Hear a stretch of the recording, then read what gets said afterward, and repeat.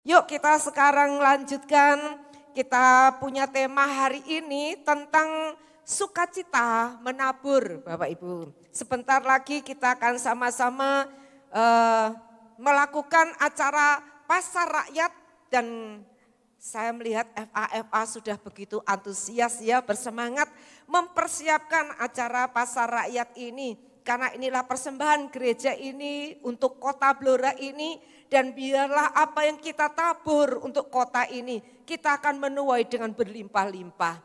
Kata menabur seringkali membuat orang ada yang alergi juga saudara. Kok nabur-nabur ya rasanya enggak enak, mau ngomong soal berkat ya. Itu orang mungkin berkata ini waktunya krisis, harusnya nabung bukan nabur saudara. Tapi saudara kita mau belajar hal ini saudaraku, di mana kalau kita ini memenuhi akan panggilan Tuhan. Tuhan memberikan kesempatan buat gereja ini menabur bagi kota, memberkati kota Blora ini. Karena di mana kita berdiri di kota ini ladang kita. Kita tabur dan kita tuai sendiri. Amin. Mari kita sama-sama belajar. Kita menerima mandat sukacita menabur, saudara.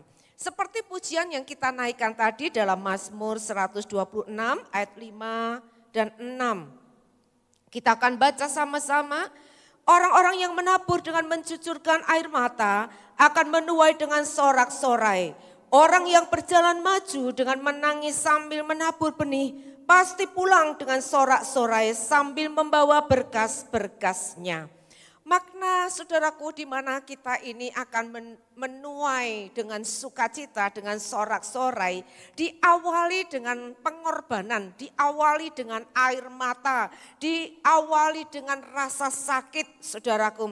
Dan saudaraku Tuhan menjanjikan hasilnya yaitu sukacita, bahagia, berkat saudaraku dan kegembiraan yang melimpah buat setiap para penabur yang menabur dengan air mata.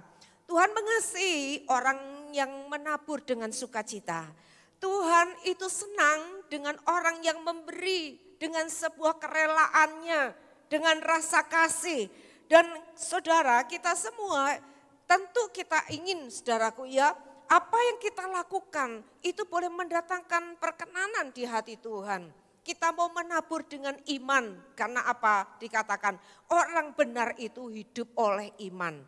Kita menabur dengan iman. Kenapa kita bisa nabur? Itu menjadi sukacita.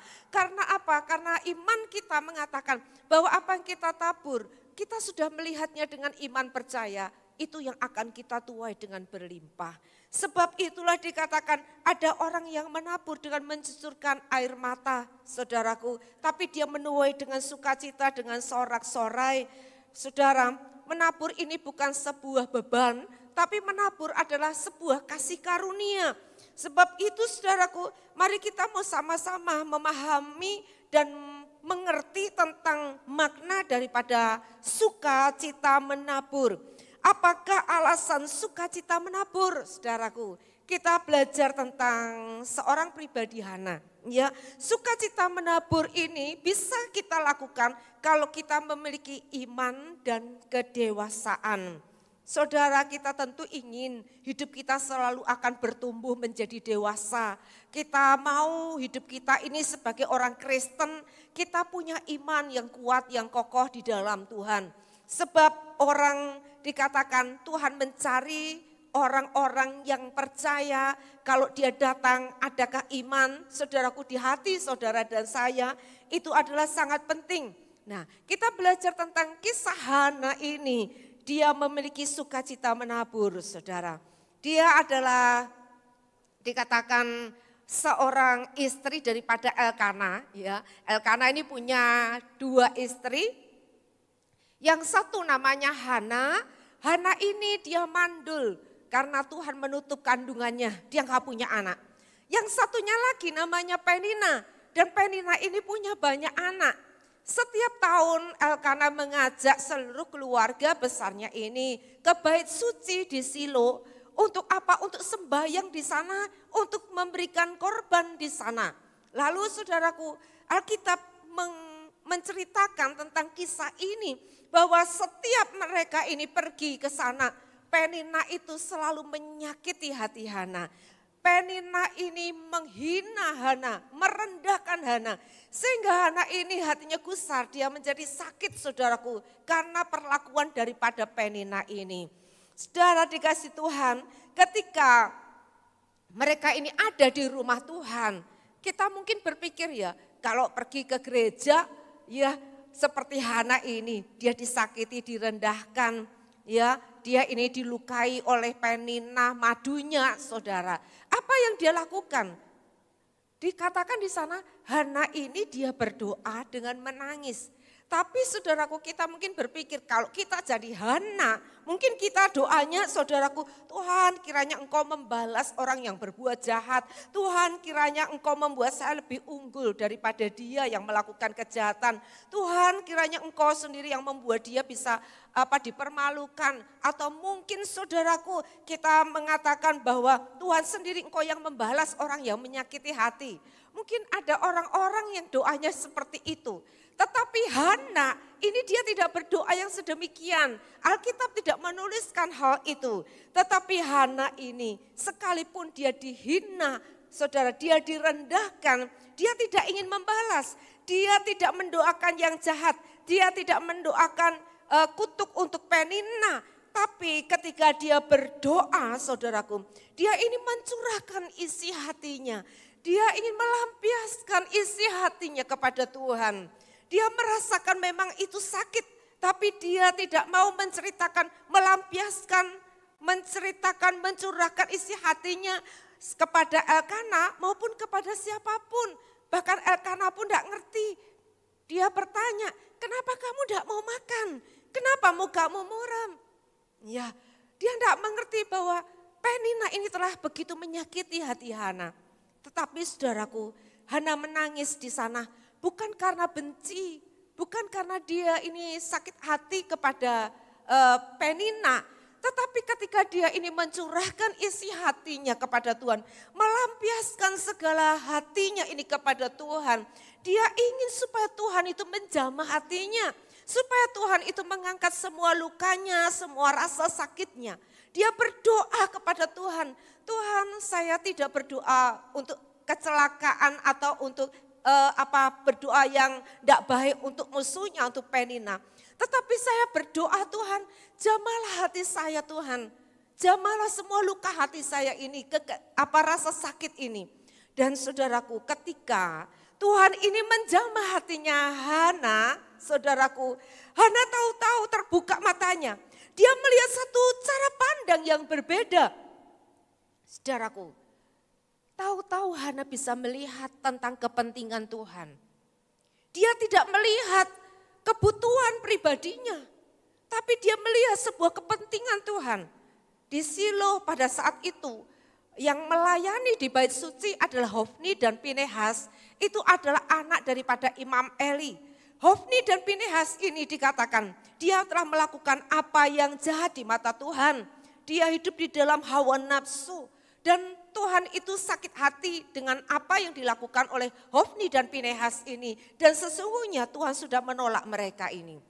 Dan di situ saudaraku, Hana melihat ada sebuah kepentingan Tuhan ini. Dan Hana ingin memakai masalahnya ini untuk menjawab kepentingan Tuhan. Bahwa sesungguhnya Tuhan sedang mencari, Tuhan sedang membutuhkan seorang untuk menjadi seorang imam menggantikan Hofni dan Pinehas yang ditolak Tuhan, yang telah menyakiti hati Tuhan.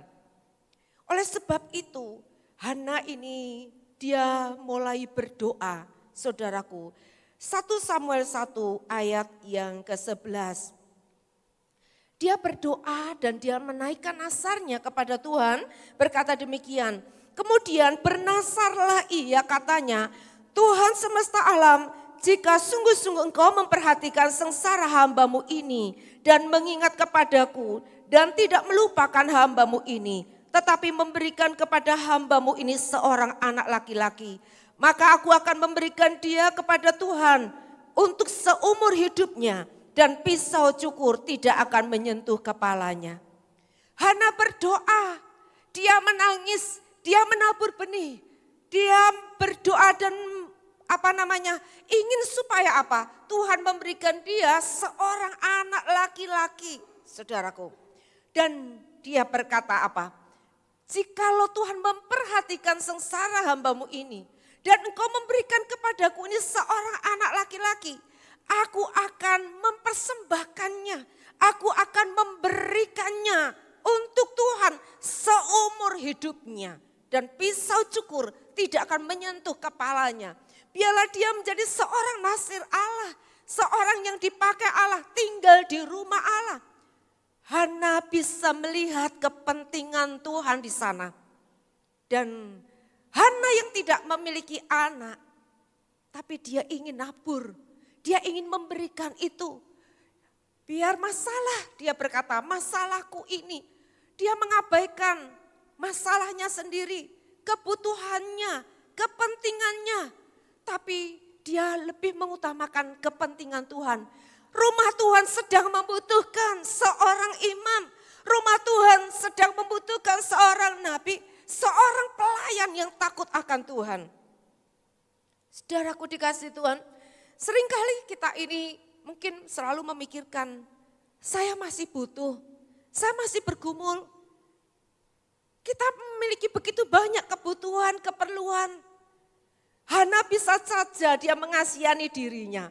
Hana bisa saja dia merasa, kenapa Tuhan tidak kasih saya anak? Penina dikasih banyak anak, saya enggak dikasih sama Tuhan. Dia bisa saja merasa dirinya ini sebagai korban. Tetapi saudaraku, Hana ini memiliki cara pandang yang berbeda. Menyatakan bahwa dia ini memiliki iman, memiliki kedewasaan, cara pandang yang baik, yang benar. Sehingga dia berkata, Tuhan, aku ingin nabur Tuhan. Sekalipun Tuhan belum kasih aku anak. Tapi kalau Tuhan kasih aku anak, itu untuk Tuhan. Itu bukan untukku. Saudara, mari kita bersama melihat firman yang mengatakan, orang yang menabur dengan mencucurkan air mata, dia pasti akan pulang menuai dengan sorak-sorai. Mazmur 56 ayat 9 berkata demikian, sengsaraku engkaulah yang menghitung-hitung, air mataku kau taruh dalam kirbatmu. Saudara, Tuhan itu menampung setiap air mata. Di situ Hana menabur, dia menabur benih air mata. Saudaraku, di bait suci itu, dia memiliki sebuah kerinduan yang besar. Saya ingin terlibat dalam kepentingan Tuhan. Memang saya ini belum ada, saya belum punya, tapi saya mau Tuhan. Dia belum punya, tapi dia mau. Tapi berbeda dengan Penina. Dikatakan Penina memiliki banyak anak, tapi Penina enggak pernah peduli dengan kepentingan Tuhan. Penina enggak pernah mau ambil bagian dalam kepentingan Tuhan. Bahkan Penina enggak mendidik anak-anaknya untuk melayani Tuhan. Saudaraku dikasih Tuhan, seringkali kita pun melihat satu keadaan di mana mungkin ada orang yang belum diberkati, belum beruntung saudaraku. Tapi begitu punya kerinduan untuk menabur, untuk pekerjaan Tuhan. Ketika ada kepentingan Tuhan, ada kebutuhan untuk pekerjaan Tuhan, pengen nabur, pengen ngasih, tapi belum ada. Dan bahkan mungkin saudara memberikan apa yang ada itu dengan air mata. Tetapi ada juga orang sudah dikasih banyak, orang sudah diberkati dengan berkelimpahan, tapi tidak mau kasih saudaraku, tidak mau nabur, tidak mau terlibat dalam kepentingan Tuhan. Bahkan mungkin hanya menonton, melihat, oh FA itu sana, dia sudah buat ini itu. Oh FA sana, iya ya di sana semangat iya. Tapi saudaraku tidak lakukan sesuatu. Saudaraku tidak mau terlibat, melihat sebuah kepentingan Tuhan menjadi hal yang utama. Nah Bapak Ibu Saudara dikasih Tuhan, kita mau melihat saudaraku bahwa memang saudaraku sukacita dalam menabur itu bukan bergantung dari keadaan. Tetapi iman kepada Tuhan itu tidak pernah gagal. Tuaian itu pasti dijamin oleh Tuhan karena itu firman Tuhan, itu janji Tuhan. Yang menjamin bukan Bu Esther, yang menjamin bukan siapapun saudaraku, orang yang saudara beri. Tetapi yang menjamin adalah firman Tuhan sendiri yang tidak pernah gagal. Saudara, mari kita bersama di sini. Kita mungkin saudaraku sudah melakukan banyak hal, belajar beriman, belajar nabur, tapi kok belum nuai ya. Itu karena itu belum waktunya. Tapi waktunya pasti akan datang, sebab Tuhan tidak pernah tidak untuk tidak menepati janjinya. Air mata saudaraku harus menjadi satu hal di mana ketika kita menabur saudaraku dengan pengorbanan, dengan memberikan yang terbaik untuk Tuhan. Tidak pernah sia-sia, bahkan hal yang sekecil apapun atau sebesar apapun, kebaikan-kebaikan yang kita lakukan, saudaraku tidak pernah sia-sia. Semuanya itu Tuhan akan perhitungkan. Mari kita bersama gereja Tuhan, kita mau bergerak bersatu hati memberkati kota Blora ini. Sebab saatnya sudah datang kesempatan yang Tuhan berikan buat gereja ini. Hana ingin anak untuk Tuhan, bukan untuk membalas Peninah, bukan untuk supaya Peninah diam tidak menghina dia lagi, tapi dia fokus kepada kepentingan Tuhan.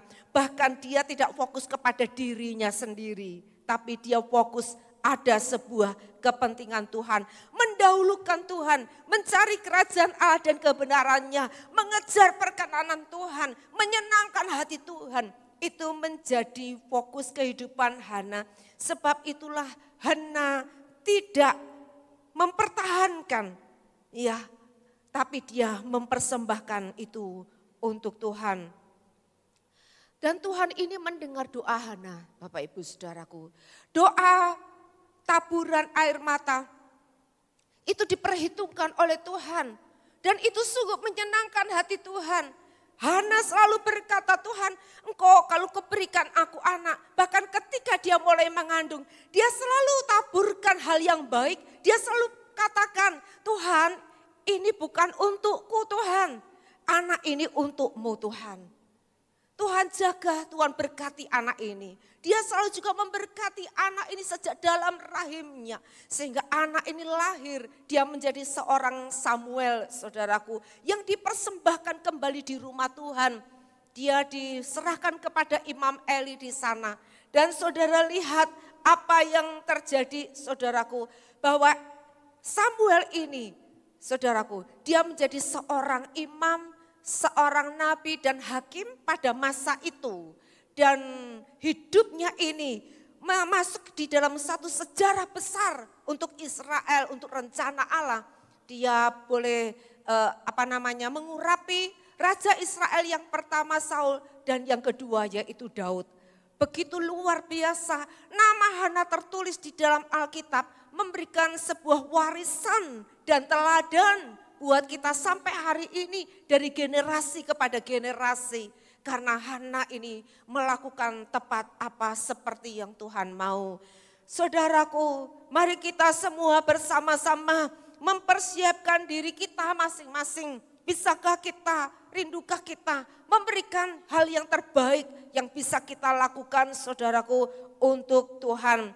Pesannya saudaraku tentang kisah Hana ini, mari kita tetap setia. Mari kita mau tetap percaya. Mari kita mau terus menabur di masa yang sulit. Orang bisa katakan ini adalah musim-musim yang sulit. Tetapi kita percaya orang yang menabur dengan air mata. Firman Tuhan yang menjamin kita akan menuai dengan sukacita dan dengan berkelimpahan. Hana tidak hanya memiliki satu anak yang dipersembahkan. Tetapi Tuhan menambahkan kepada Hana ini bonus-bonus yang dahsyat luar biasa. Tuhan menambahkan dia 3 anak laki-laki dan 2 anak perempuan. Dan namanya ini diabadikan di dalam kitab saudaraku. Dan kita semua boleh diberkati senantiasa. Saudaraku, yang kedua kita belajar tentang janda Sarfat. Ini selalu saudaraku dalam khotbah-khotbah kemarin ya disinggung tentang janda di Sarfat ini. Saya melihat dalam sisi yang berbeda untuk momentum kita ini. Di dalam Lukas, ini perjanjian baru yang menulis kisah janda Sarfat ini. Lukas 4 ayat 25 dan ayat yang ke-26. Dikatakan di sana, dan aku berkata kepadamu dan kataku ini benar.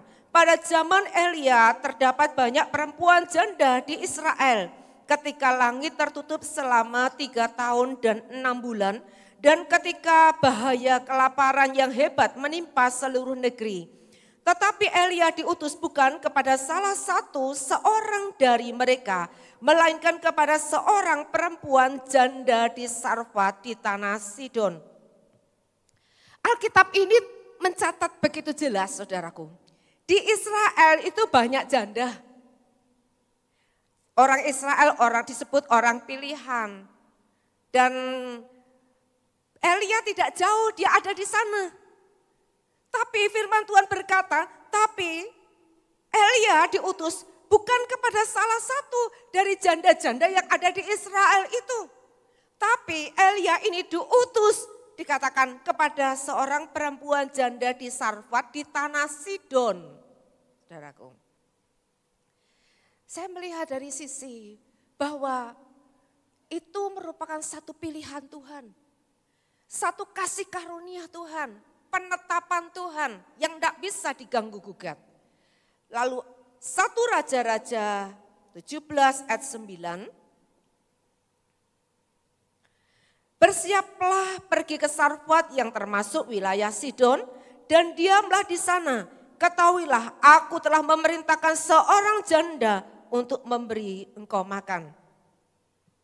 Janda di Sarfat ini, dia adalah menerima kasih karunia. Di antara banyak janda di Israel, Tuhan tidak memilih, Tuhan tidak menetapkan itu. Tetapi janda yang ada di wilayah Sidon, janda Sarfat itu, dia terpilih, saudaraku. Dia berkata, Tuhan berkata, aku telah memerintahkan seorang janda untuk memberi engkau makan. Ketika Tuhan memerintahkan janda ini untuk memberi Elia makan, itu dengan kata lain, Tuhan sudah memerintahkan berkat atas janda ini. Tuhan sudah memerintahkan kelimpahan, kemakmuran atas janda ini. Padahal janda ini mengatakan, aku sudah tidak punya apa-apa. Yang ada padaku hanya segenggam tepung dalam tempayan dan sedikit minyak dalam buli-buli. Setelah kami makan, aku dan anakku, kami akan mati. Janda ini benar-benar, saudaraku, sudah tidak punya harapan untuk masa depan. Janda ini benar-benar dalam satu keadaan krisis, saudaraku. Dia sendiri mengatakan bahwa dia dan anaknya akan mati, saudaraku, karena tidak ada lagi makanan. Tetapi saudaraku dikasihi Tuhan, Tuhan telah memerintahkan berkat, Tuhan memerintahkan kelimpahan atas janda Sarfat ini. Elia datang ke sana dan dia berkata, ibu berikan saya minum. Baru mau diambilkan kendinya minum. Ibu berikan saya roti, buatkan saya roti bundar. Sungguh janda ini bersumpah demi Allah, aku gak punya apa-apa. Ini loh cuman ada sedikit, habis ini kami makan dan kami mati. Tapi Elia berkata, buatkan dulu untuk aku, setelah itu untukmu dan untuk anakmu. Dan Tuhan berjanji bahwa tepung dalam tempayan tidak akan pernah habis, minyak dalam buli-buli tidak akan pernah berkurang. Saudaraku, kalau gereja ini dipilih oleh Tuhan, ini kasih karunia. Tuhan tidak memilih. Kita enggak ngomong, kok yang lain enggak begini, kok yang lain enggak begitu. Saudaraku, kita enggak urusan dengan hal itu. Tetapi ini merupakan kasih karunia. Tuhan memilih, Tuhan menetapkan gereja ini, memberkati kota Blora ini. Karena Tuhan rindu mengubah kota ini. Tuhan rindu memberkati kota ini. Kota ini adalah ladang kita. Kalau apa yang kita taburkan di kota ini, itu akan kita tuai dengan berlimpah-limpah. Saudaraku, kalau Tuhan memerintahkan Betani Blora, jemaatnya, berkati kota Blora, berarti Tuhan sedang memerintahkan berkat atas hidup saudara. Tuhan sedang memerintahkan kelimpahan atas hidup saudara. Saudara tidak akan pernah kekurangan di musim-musim krisis, di musim-musim yang sukar. Masalahnya, maukah kita, bersediakah kita, percayakah kita, rindukah kita Untuk kita melakukan apa yang menjadi kepentingan Tuhan. Hari ini saudaraku, kita mau mempersiapkan diri sungguh-sungguh. Baiklah setiap kita, jangan ada yang tidak mengambil bagiannya. Entah kita nabur apapun, tenaga, doa, berkat. Saudaraku, jangan kita kelewatan. Orang berkata begini, orang susah nabur dengan air mata itu kebodohan. Itu bukan sebuah kebodohan, tapi itu merupakan keberanian untuk berjalan di dalam iman. Dan firman Tuhan berkata, apapun yang kamu lakukan, apapun yang kamu kerjakan dengan iman, dengan kasih untuk kepentingan Tuhan, tidak pernah sia-sia. Engkau pasti akan menuai dengan berkelimpahan. Sebab seperti yang dialami oleh janda di Sarfat, firman ini menjadi begitu remah buat saya, saudaraku, buat gereja ini.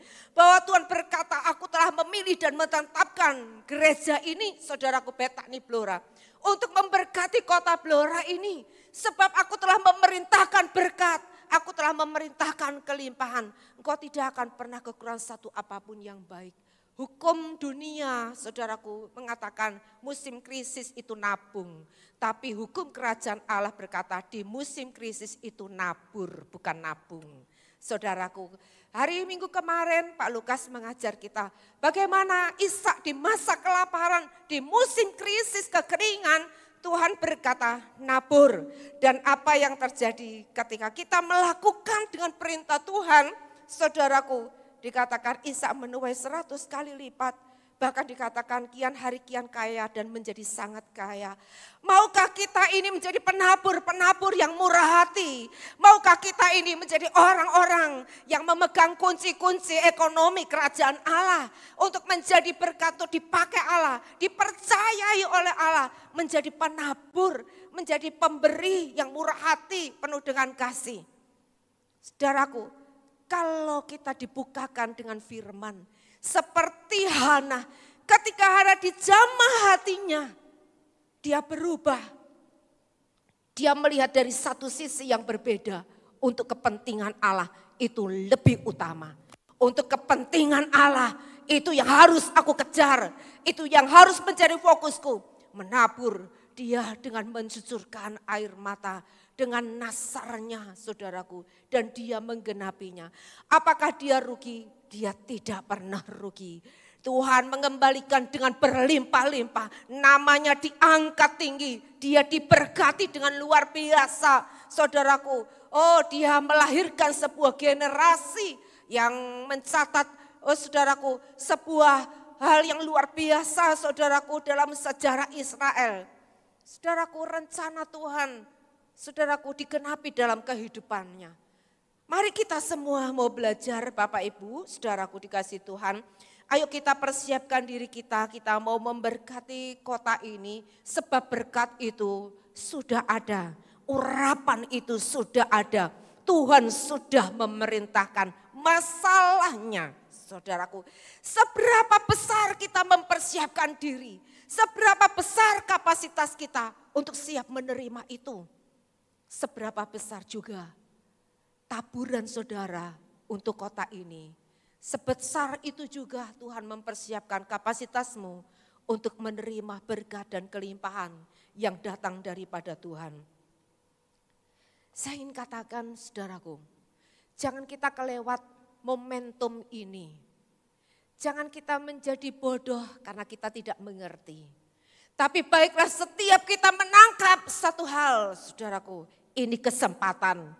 Ini kasih karunia. Saya mau ambil bagian ini. Saya mendengar saudaraku, Tuhan tanya sama saya, seberapa kamu mau? Saya mau Tuhan. Saya mau Tuhan memberi. Saya mau Tuhan untuk menabur. Saudaraku dikasih Tuhan, karena saya tahu saudaraku ketika Tuhan mau panggil kita ini, saudaraku, untuk kita melakukan sesuatu, sesungguhnya Tuhan itu sudah menyediakan yang jauh lebih baik. Kalau Tuhan sudah mau sediakan mujizat, berkat dalam hidup kita, Tuhan pasti berbicara kepada kita. Satu patah kata, lakukan. Maka satu patah kata yang kita lakukan akan mendatangkan kuasa, mendatangkan mujizat, mendatangkan perubahan, mendatangkan terobosan yang besar. Seberapakah kita percaya? Seberapakah kita mau menjadi dewasa bertumbuh mengenal akan firman Tuhan? 1 Raja-Raja 17 ayat ke-22. Janda ini dia tidak hanya menuai. Di tengah kekeringan kelaparan dia makmur sendiri. Orang bingung saudaraku. Tapi dia gak pernah bingung.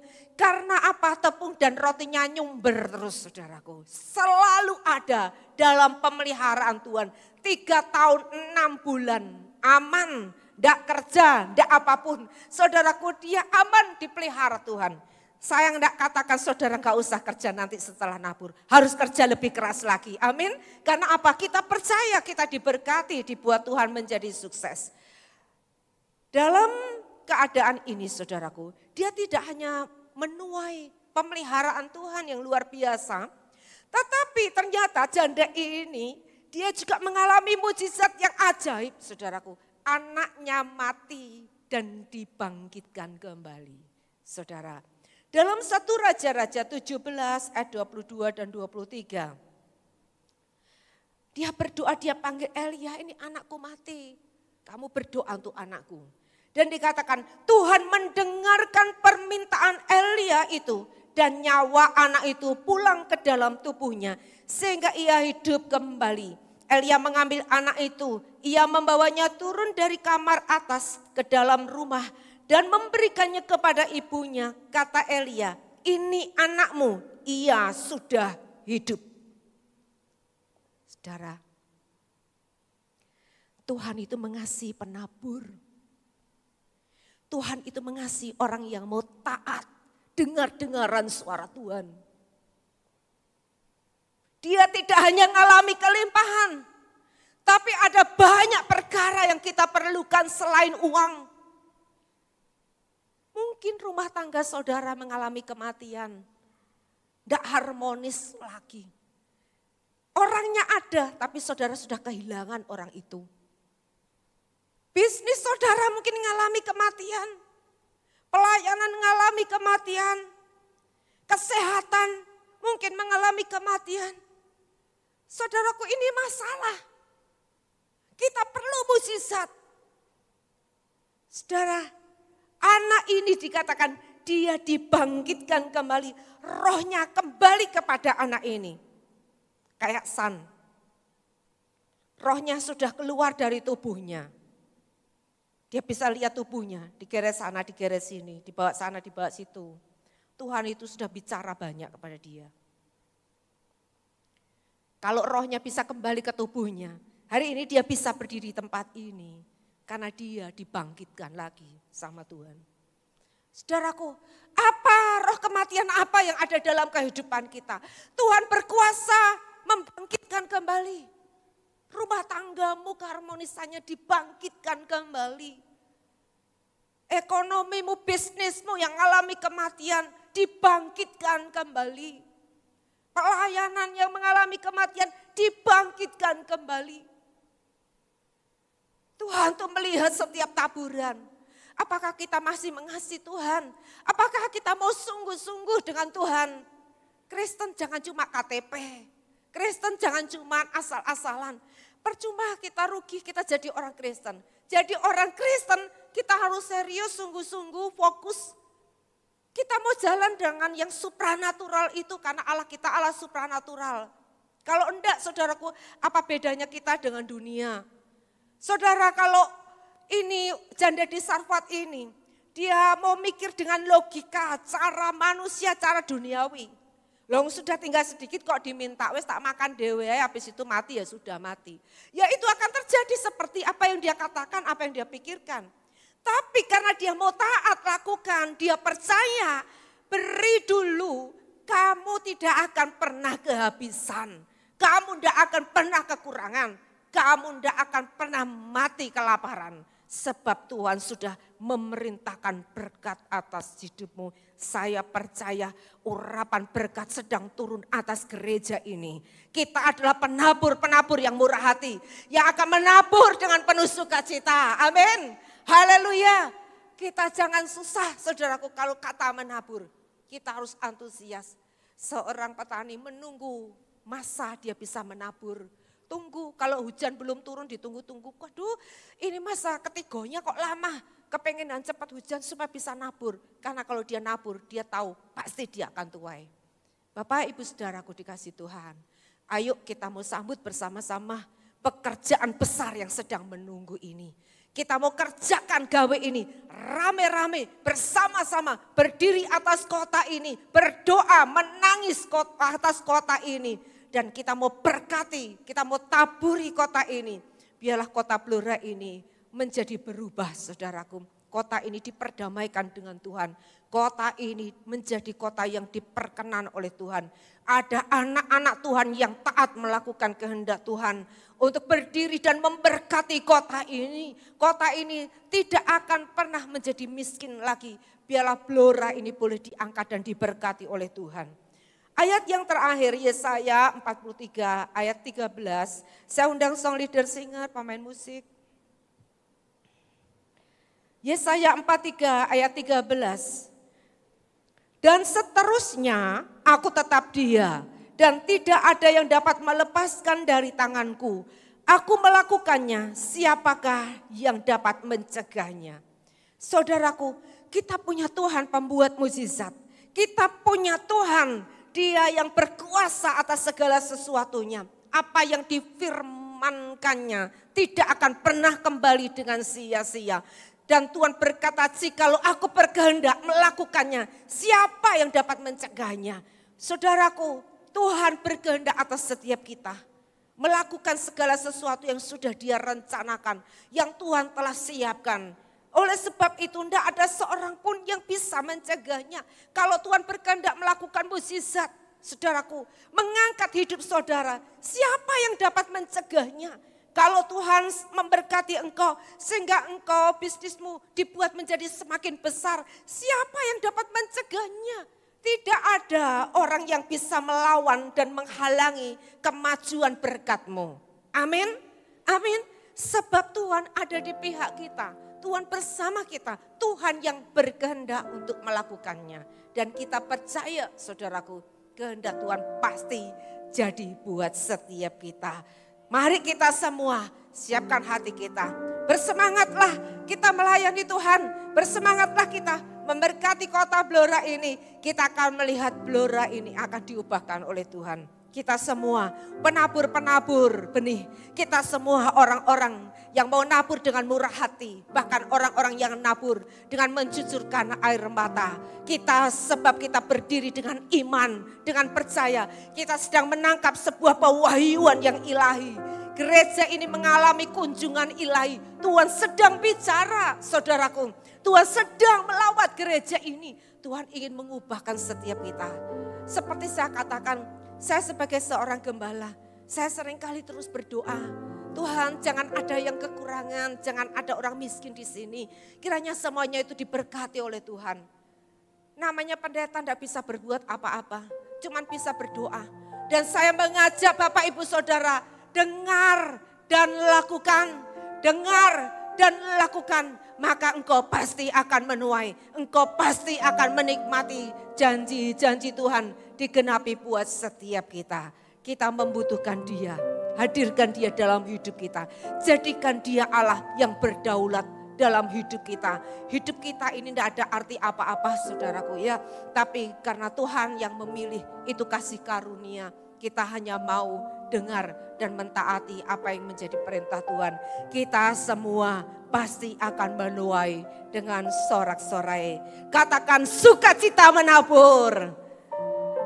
Dengan penuh semangat, sukacita menabur. Saya penabur yang murah hati. Kurang semangat, 1, 2, 3. Saya penabur yang murah hati. Saya orang yang diberkati. Haleluya.